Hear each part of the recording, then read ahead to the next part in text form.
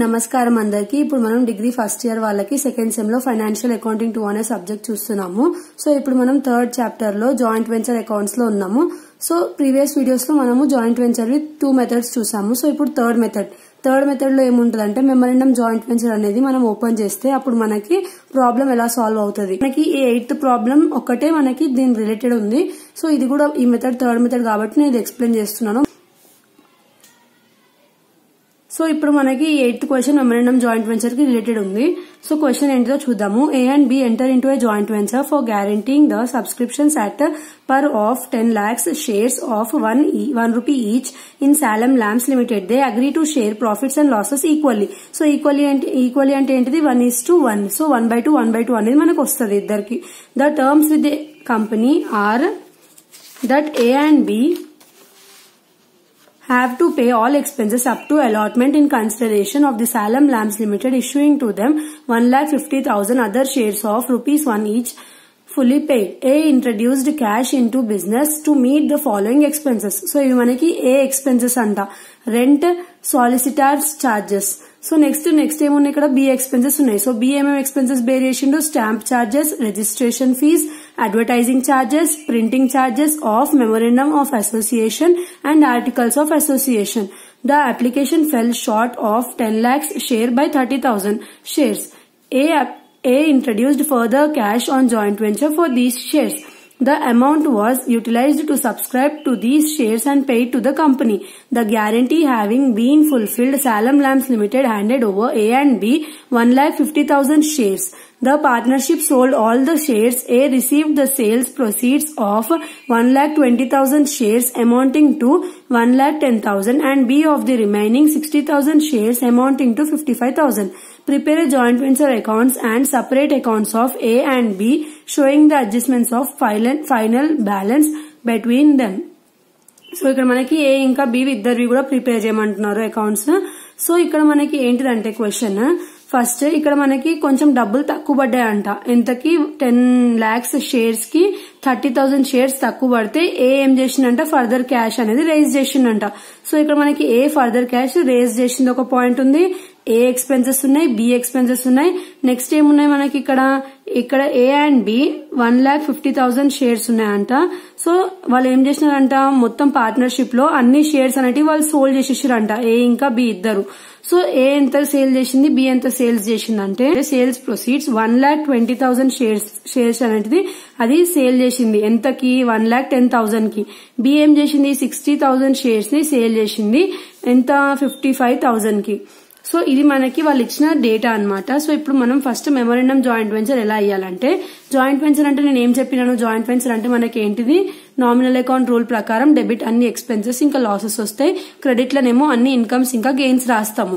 So ఇలా రాసేటప్పుడు మనం ఇంత ప్రీవియస్ వీడియోస్ లో ఎలా చేసాం, first separate set of books maintain చేసేటప్పుడు ఏమో జాయింట్ బ్యాంక్ అకౌంట్ వస్తుంది. మళ్ళీ సెకండ్ మెథడ్ లో no separate set of books maintain చేసేటప్పుడు ఏ బుక్స్ లోనేమో బీవి బి అకౌంట్ అని చెప్పి రాస్తాము, మళ్ళీ బి బుక్స్ లోనేమో ఏవి ఏ అకౌంట్ అని రాసి ఎవరి ఎక్స్పెన్స్ ఏముంటుందో అంటే ఎవరి బుక్ లో వాళ్ళ ఎక్స్పెన్స్ నేమ్ రాస్తాం, మళ్ళీ ఇన్కమ్ పేరు ఇన్కమే రాస్తాం. అది మీరు ప్రీవియస్ వీడియోస్ చూస్తే అర్థమవుతుంది. సో ఇక్కడ మనకి థర్డ్ మెథడ్ ఏముంది, మెమోరాండం జాయింట్ వెంచర్ ఓపెన్ చేస్తే ఏమవుతుందని అడుగుతున్నారు. సో ఇక్కడ మనం మెమోరాండం జాయింట్ వెంచర్ ఓపెన్ చేసేటప్పుడు ఏం చేయాలంటే ఎవరి ఎక్స్పెన్సెస్ ఎవరి ఇన్కమ్ వాళ్ళ అకౌంట్ కి ట్రాన్స్ఫర్ చేయాలి. ఇది ఎవరు ప్రిపేర్ చేయడం కాదు, ఇది బిజినెస్ ప్రిపేర్ చేస్తున్నట్టు. సో ఎవరైతే పర్సనల్ అకౌంట్స్ ఉన్నాయో వాటికే ఎవరి ఎక్స్పెన్సెస్ ఉన్నాయో వాళ్ళకి మనం ఏం చేయాలి, ట్రాన్స్ఫర్ అనేది చేయాలి. సో ఫస్ట్ ఏవి ఉన్నాయి కదా, సో 2A అకౌంట్ అని చెప్పి అతని ఎక్స్పెన్సెస్ రాయాలి. ఎందుకు డెబిట్ సైడ్ రాసిన, ఎక్స్పెన్సెస్ డెబిట్ అవుతాయి కదా నామినల్ రూల్ ప్రకారం, అందుకే నేను ఇక్కడ డెబిట్ చేసిన. మళ్ళీ నెక్స్ట్ బివి కూడా ఎక్స్పెన్సెస్ ఉన్నాయి, అవి ఇక్కడ చేసేసిన తర్వాత మళ్ళీ ఇక్కడ ఏమైంది, ఏం చేసింది షేర్స్ అనేటివి పర్చేస్ చేసుకుంది. ఎంతవి 30,000వి. సో అది కూడా డెబిట్ చేసిన తర్వాత మళ్ళీ ఏ చేసిన సేల్స్ ఉన్నాయి, బి చేసిన సేల్స్ ఉన్నాయి. సో వాళ్ళిద్దరు సేల్స్ ఏం చేయాలి, ఎవరి అకౌంట్ కి వాళ్ళ సేల్స్ ని మనం ట్రాన్స్ఫర్ చేయాలి. క్రెడిట్ సైడ్ ఎందుకు రాసిన, సేల్స్ అనేది మనకి ఇన్కమ్ కాబట్టి మనం క్రెడిట్ సైడ్ లో రాస్తాము. సో ఇద్దరు ఎంత చేసినారు 1,10,000, ఇతనేమో 55,000 సేల్స్ చేసినాడు. సో మనకి ఇక్కడ మనము సేల్ అయిన అమౌంట్ రాసుకోవాలి, ఎంతకి సేల్ అయిందో ఆ అమౌంట్ రాసుకోవాలి. షేర్స్ ఎంత ఉన్నాయి అవి రాసుకోవద్దు. సో ఎన్ని షేర్స్ ని అవి ఇంపార్టెంట్ కాదు, ఆ షేర్స్ ని ఎంత కమ్మిండ్రు అనేది మనకి సేల్స్ ది అమౌంట్. సో ఇక్కడ మనం next to profit transfer to అని రాసుకొని 2 sides టోటల్ చేసుకోవాలి. సో పెద్దగా వచ్చిన అమౌంట్ ఇటు సైడ్, క్రెడిట్ సైడ్ పెద్దగా వచ్చింది, 2 sides రాసినాము. సో ఇప్పుడు మనకి క్రెడిట్ పెద్దగా ఉంది కాబట్టి డెబిట్ తక్కువ ఉంది. సో క్రెడిట్ పెద్దగా ఉందంటే ఏంటి, మనకి ఇన్కమ్స్ ఎక్కువ ఉన్నాయి. ఇన్కమ్స్ ఎక్కువ ఉంటే మనకి ఏంటి, ప్రాఫిటే కదా. So to profit transfer to అని చెప్పి ఏ అకౌంట్ బి అకౌంట్. అదే మనం ఏం చేసినాము ప్రీవియస్ గా no separate set of books maintain చేసేటప్పుడు ఏ బుక్స్ లో చేసేటప్పుడు ఏమో ఏది ప్రాఫిట్ అండ్ లాస్ అకౌంట్ కి ట్రాన్స్ఫర్ చేసినాము, బి బుక్స్ లో చేసేటప్పుడు ఏమో మళ్ళీ బిది ప్రాఫిట్ అండ్ లాస్ అకౌంట్ కి ట్రాన్స్ఫర్ చేసినాము. బట్ ఇక్కడ ఇద్దరిది వాళ్ళ అకౌంట్స్ కి వాళ్ళకే ట్రాన్స్ఫర్ చేయాలి. సో ఈ 1,18,000 ని మనము ఈక్వల్లీ కాబట్టి 1/2 చేసి 59,000 ని ఇద్దరికి షేర్ చేయాలి. సో ఇప్పుడు మనకి ఈ క్వశ్చన్ లో ఓన్లీ మెమరాండం జాయింట్ వెంచరే కాకుండా సపరేట్ బుక్స్ లో కూడా ఇద్దరివి చేయమన్నారు. సో ఇప్పుడు సెకండ్, ఫస్ట్ ఇప్పుడు మనం చేసింది ఒక హాఫ్ పార్ట్ మాత్రమే ప్రాబ్లమ్ ది. సో ఇప్పుడు నెక్స్ట్ ఏం చేయాలి, in the books of A అని రాసి joint venture account with B అని రాయాలి. డబ్బా మీద రాసి మనకి దీనికి ప్రొఫార్మా ఏంటిది, పర్టికులర్స్ అమౌంట్ రాసుకుని ఏం చేయాలి, ఇప్పుడు ఇది మనం చేసేది ఎవరి బుక్స్ లో, ఏ బుక్స్ లో. సో ఇక్కడ మనకి డెబిట్ సైడ్ ఉన్న ఎక్స్పెన్సెస్, క్రెడిట్ సైడ్ ఏవైతే ఇన్కమ్స్ ఉన్నాయో ఇవన్నీ ఏవే ఉండాలి, ఎందుకంటే ఏ బుక్ కాబట్టి. ఇది మెమరాండం జాయింట్ వెంచర్ లో ఉండే డిఫరెన్స్ అంతే. ఇక్కడ ఏం చేస్తాం, బి బుక్ కాబట్టి ఇక్కడ డెబిట్ సైడ్ ఏవైతే ఎక్స్పెన్సెస్ ఉన్నాయో ఇక్కడ క్రెడిట్ సైడ్ ఏవైతే ఇన్కమ్స్ ఉన్నాయో అవన్నీ ఎవరు ఉండాలి, బీవే ఉండాలి, ఎందుకంటే బి బుక్ కాబట్టి. సో ఇప్పుడు మనం ఏ బుక్స్ లో చేసేటప్పుడు నేను ఏం చెప్పినాను, ఏవి ఎక్స్పెన్సెస్ ఏవి ఇన్కమ్స్ మాత్రమే రావాలి. ఇక్కడ జాయింట్ వెంచర్ విత్ బి అని రాసినా సరే ఓన్లీ ఏవి ఎక్స్పెన్సెస్ ఇంకా ఏవైతే ఇన్కమ్స్ ఉన్నాయో అవి మాత్రమే వస్తాయి ఇక్కడ, debit side credit side. So ఇక్కడ మనకి ఫస్ట్ ఏమేమి ఎక్స్పెన్సెస్ ఉన్నాయి, ఏవి డెబిట్ సైడ్ టు బ్యాంక్ అని చెప్పి ఫస్ట్ ఎక్స్పెన్సెస్ రాసేసుకోవాలి. ఏవి మళ్ళీ ఏ షేర్స్ పర్చేజ్ చేయడం అతనికి ఎక్స్పెన్స్ కదా, సో అది రాసేసుకోవాలి. తర్వాత ఏది ఇక్కడ ఏదైతే మనం మెమరాండం చేసినామో అక్కడ చేసినప్పుడు ప్రాఫిట్ ది షేర్ కూడా ఉంది కదా, ఆ షేర్ కూడా ప్రాఫిట్ వచ్చింది కాబట్టి దాన్ని ఏం చేస్తాం మనం ఇక్కడ ఎంట్రీ అనేది ఇవ్వాలి.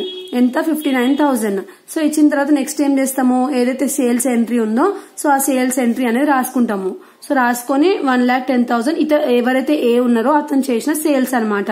సో చేసేసిన తర్వాత 2 sides టోటల్ చేసుకొని పెద్దగా వచ్చిన అమౌంట్ల నుంచి ఈ సైడ్ ఉన్న అమౌంట్స్ అన్ని మైనస్ చేస్తే అప్పుడు మనకి 13,000 అనేది వచ్చింది. సో అది మనం ఏం రాసుకోవాలి, 2 బ్యాంక్ అకౌంట్ ఫైనల్ సెటిల్మెంట్ అని రాసుకోవాలి. రాసుకున్న తర్వాత so next in the books of B చేసేటప్పుడు మనకి ఏమవుతుంది, ఇక్కడ only BV expenses BV incomes రావాలి. సో ఇక్కడ బీవీ ఎక్స్పెన్సెస్ ఏమేమి ఉన్నాయి, first BV expenses bank account అని చెప్పి ఎక్స్పెన్సెస్ 9,000 బీవీ, మళ్ళీ బీది ఏదైతే ప్రాఫిట్ అండ్ లాస్ లో మనకి ఏదైతే ప్రాఫిట్ వచ్చిందో అది రాసుకోవాలి. రాసుకున్న తర్వాత మళ్ళీ బి చేసిన సేల్స్ ఉన్నాయి, సేల్స్ రాసుకోవాలి. ఇక్కడ బి ఏమో షేర్స్ అనేటివి పర్చేస్ చేయలేదు, సో అందుకే ఇక్కడ ఈ ఎంట్రీ అనేది రాలేదు, ఇక్కడ వచ్చింది స్పెషల్ ఎంట్రీ అంతే, ఇక్కడ రాలేదు ఇతని దగ్గర. నెక్స్ట్ 2 sides టోటల్ చేసుకోవాలి. ఇతను ఇటు సైడ్ తక్కువ ఉంది, సో ఇక్కడ టోటల్ చేసినప్పుడు వచ్చిన 68,000 లో నుంచి ఈ అమౌంట్ ని 55,000 ని మైనస్ చేస్తే అప్పుడు మనకి 13,000 వస్తుంది. ఆ 13,000 ని by bank account final settlement అని రాయాలి. సో ఇక్కడ మనకి ఎందుకు ఇలా వచ్చింది, టు ప్రాఫిట్ అండ్ లాస్, మనకి ప్రాఫిట్ అయితే మనము ప్రాఫిట్ ఇన్కమ్ కదా, మరి అతని దగ్గర ఎందుకు డెబిట్ సైడ్ రాసినాము అని డౌట్ రావచ్చు. ఎందుకంటే ఇక్కడ మనకి జాయింట్ వెంచర్ లో ఎంట్రీ ఏమొస్తుంది, ఇక్కడ మనం మెమరాండం జాయింట్ వెంచర్ చేసినప్పుడు joint venture account debtor to profit account వస్తుంది కదా. సో ఇప్పుడు మనం జాయింట్ వెంచర్ లోకి వెళ్ళినప్పుడు టూ ప్రాఫిట్ అని రాసుకోవాలి కదా. ఒకవేళ బై సైడ్ వస్తే మనకి ఇటు సైడ్ వస్తుంది. లైక్ ఇప్పుడు మనకి ఎంట్రీ ఏంటిది, joint venture account debtor to ఏమొస్తుంది మనకి ప్రాఫిట్ అండ్ లాస్ అకౌంట్. ఎందుకు మనం ఇక్కడ ప్రాఫిట్ అండ్ లాస్ అకౌంట్ ని క్రెడిట్ చేసినాము, ఎందుకంటే ప్రాఫిట్ కాబట్టి ప్రాఫిట్ ని మనం ఏం చేస్తాం, క్రెడిట్ చేస్తాము. సో ఇప్పుడు జాయింట్ వెంచర్ అకౌంట్ లోకి వెళ్ళినప్పుడు చేసేది జాయింట్ వెంచర్ అకౌంటే కాబట్టి దీన్ని ఇగ్నోర్ చేసి మనము, అంటే ఇది ఎక్స్ సైడ్ ఉంది, బై సైడ్ ఉంది. సో ఇప్పుడు ఇది ఎక్కడ సైడ్ ఉంది, 2 side ఉంది. సో 2 అని చెప్పి ఇక్కడ సైడ్ రాస్తాం అనమాట. సో ఈ ఎంట్రీ అలా వచ్చింది. మీరు అనుకోవచ్చు ఇక్కడ డెబిట్ సైడ్ మళ్ళీ అన్ని ఎక్స్పెన్సెస్ వస్తాయి కదా, ప్రాఫిట్ వచ్చింది కదా ఇతనికి, ఎందుకు ప్రాఫిట్ ని డెబిట్ సైడ్ రాసిందని చెప్పి. సో ఈ ఎంట్రీ ప్రకారం మనం దీన్ని ఇలా రాసుకున్నాము. సో ఇది మనకి ఇలా ఏది ఇంకా బీది in the books of A, in the books of B అని చెప్పి రాస్తే మెమరాండం జాయింట్ వెంచర్ అనేది కంప్లీట్ గా అయిపోతుంది. సో ఇది మనకి థర్డ్ మెథడ్ అనమాట. సో థర్డ్ మెథడ్ ఇలా అయిపోయిన తర్వాత మనం ఏం చేసినాము, మనం ఇప్పటి వరకు separate set of books are maintain చేసినాము, no separate set of books are maintain చేసినాము. ఇప్పుడు మెమరాండం జాయింట్ వెంచర్ అకౌంట్ అంటే ఏంటిదో చూసినాము. సో ఇప్పుడు మనము ఈ ఫోర్త్ మెథడ్ ఏది ఉందో అది ఏం చేస్తున్నాం, ఆప్షన్ కింద ఇది మనం నేర్చుకోవట్లేదు. ఎందుకంటే ఇప్పుడు మనకి ఎగ్జామ్ లో ఎలా ఇస్తారు, ఇది థర్డ్ లెసన్ కాబట్టి థర్డ్ క్వశ్చన్ లో ఫస్ట్ క్వశ్చన్ ఇస్తారు, ఆర్ అని పెట్టి మళ్ళీ సెకండ్ క్వశ్చన్ ఇస్తారు. సో ఈ 1-2 క్వశ్చన్ల నుంచి మాక్సిమమ్ ఇస్తే E21 ఇవ్వచ్చు, లేదంటే E21 ఇవ్వచ్చు, లేదంటే E21 ఇవ్వచ్చు. అలా ఇచ్చినప్పుడు ఒకవేళ ఈ క్వశ్చన్ మీకు ఇచ్చినా సరే ఈ 3లకి ఏదో ఒకటి వస్తుంది కాబట్టి మీరు అది ఈజీగా సాల్వ్ చేయొచ్చు. సో మనకి ఇలా మనం ఓన్లీ ఈ 3 పక్కగా నేర్చుకుంటే ఇది మనం ఆప్షన్ కింద పెట్టుకోవచ్చు. మళ్ళీ ఇది కొంచెం టఫ్ ఉంటుంది, సో నేర్చుకున్నా కూడా మనకు ప్రాబ్లం అవుతుంది కాబట్టి మనం ఈ 3 కన్ఫర్మ్ గా నేర్చుకుంటే, ఎందుకంటే ఇవి 3 కొంచెం కన్ఫ్యూజింగ్ ఉంటాయి ముందే, మళ్ళీ నేర్చుకుంటే ఇంకా కన్ఫ్యూజ్ అవుతుంది. ఈ 3 నేర్చుకుంటే సరిపోతుంది. నెక్స్ట్ వీడియోలో నేను షార్ట్ ప్రాబ్లమ్స్ ఎక్స్ప్లెయిన్ చేస్తాను. అప్పుడు మనకి జాయింట్ వెంచర్ అకౌంట్స్ కంప్లీట్ గా అయిపోతుంది. Thanks for watching.